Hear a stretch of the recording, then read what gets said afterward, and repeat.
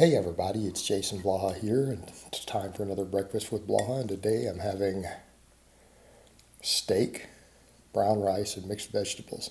Let me point out, because this gets brought up too, and I eat something like steak, people are like, oh, you're eating all that saturated fat. I'm like, what, 10 grams a day? Show me literature where 10 to 12 grams of saturated fat a day is considered a health risk by any research or any medical doctor or registered dietitian. Again, not all red meat is ultra high in fat. Context, guys. Steak, lean steak. But, that's a good topic considering what this video is going to be about. And I think it's something that we do need to talk about in strength sports and powerlifting. And I do appreciate the trend. The trend that we're seeing in strength sports of people pushing towards weight classes, right?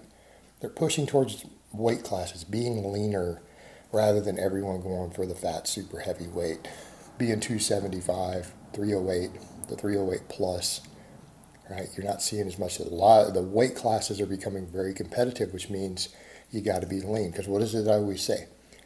If you want to win a weight class, you usually have to either be the shortest or the leanest guy in the weight class.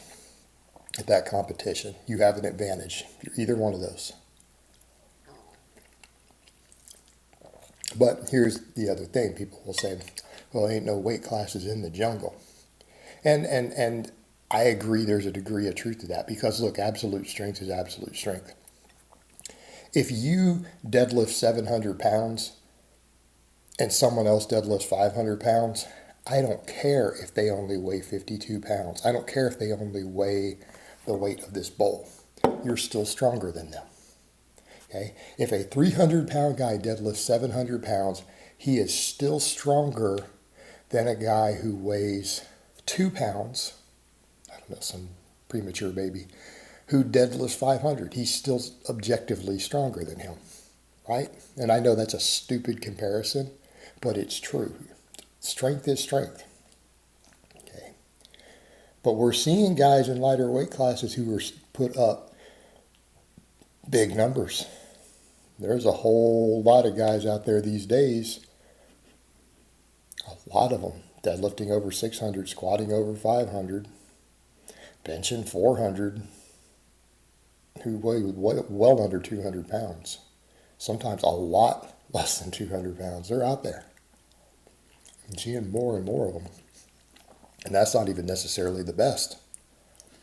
There's some freaky strong guys out there at 168, 181 who put some of that to shame.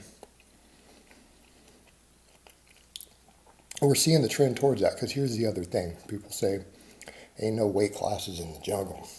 Yeah, there's also a shortage of CPAPs, bottles of testosterone, and Anadrol.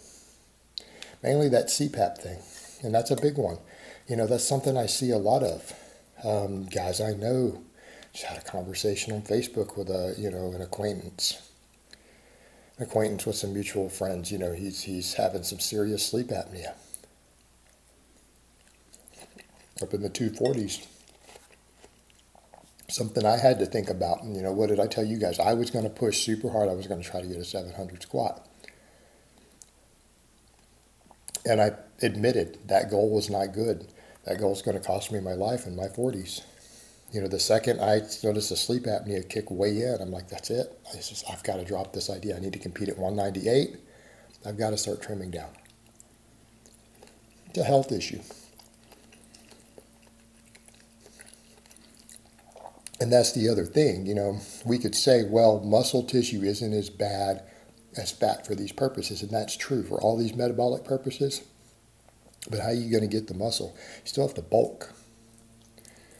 All right, you still have to bulk. Generally speaking, if you're going to be a lean 220, you may have to bulk to 240, 250 to pull it off first.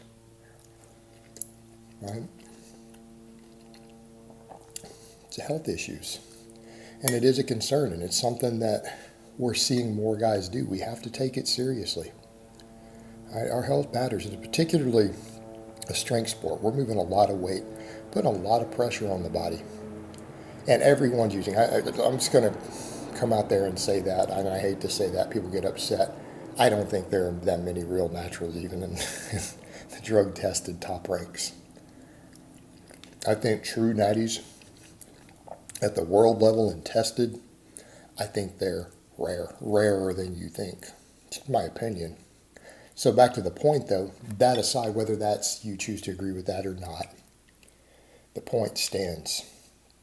Health.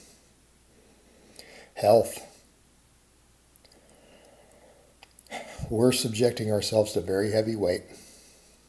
There's a lot of, again, not as bad necessarily as bodybuilding, but there's some pretty heavy use of substances that could have health side effects involved in a sport like this. It's a combination. Being fat on top of it? How about being fat and not doing cardio and conditioning work on top of it?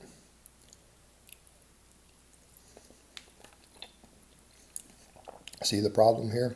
I do conditioning work. I do cardio. I eat a clean diet. Because at the end of the day, I'm getting ready to compete again. Competing in something that is, as much as I love it, I absolutely love strength. It's my passion. It's my life. Pursuing elite levels of strength may not be the healthiest thing. And now people say, well, you push really high standards. I don't push unhealthy high standards. I don't consider a 500 deadlift or a 400 squat to be elite strength unless you're a woman. As a man, that's not elite. That's baseline. And I don't consider that a health risk. That's not what we're talking about. I'm talking about when you were pursuing big numbers. Okay. You start lifting multiple lifts, squatting and deadlifting 600 plus pounds. You start benching over 400. Start benching 500. These are big numbers. The pursuit of these numbers is going to come at a cost. All right, there's potential health compromises at that point. There's no health compromise at squatting 400 pounds for a grown-ass man. So again, don't get it all twisted here, people. People love to take that and say, well, you said this, but you pushed this. Yeah, because that's not extreme. That's baseline strength. That's not even that strong.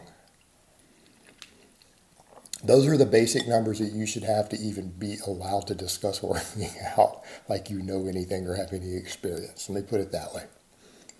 That's baseline.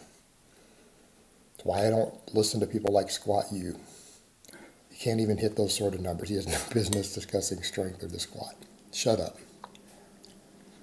So, the point is, it's coming at a cost, right? There is a price to be paid. And what we can't afford is the obesity, the body fat. We can't afford the lack of cardio and conditioning. We really can't. Because we have these other things. We already have these other things that push the limits. And it's just my opinion. And I'm glad to see there is a trend moving in that direction. And I'm not judging others. I have friends who fall into those other categories, people I really like. I know know personally from my years of doing all this. And nothing but love for those people. Right? I don't dislike them because of that. But I do worry about their health. And do you know why I worry about their health? Because I don't dislike them. I like them. Therefore, I care. All right, guys, but that's really all I have to say on that today. I hope it's been informative, and I will talk to you guys next time.